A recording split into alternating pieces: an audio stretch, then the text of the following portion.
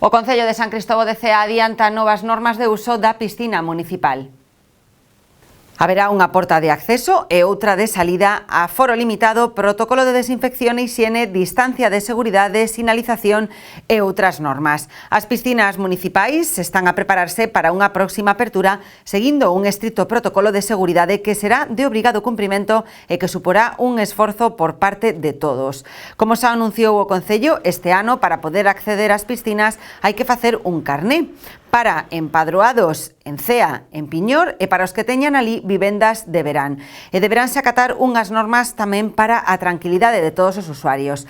Esta semana publicará o Concello esas normas, a vez que insisten na necesidade de facer o carné en tempo para que ninguén quede sen poder acceder ás instalacións.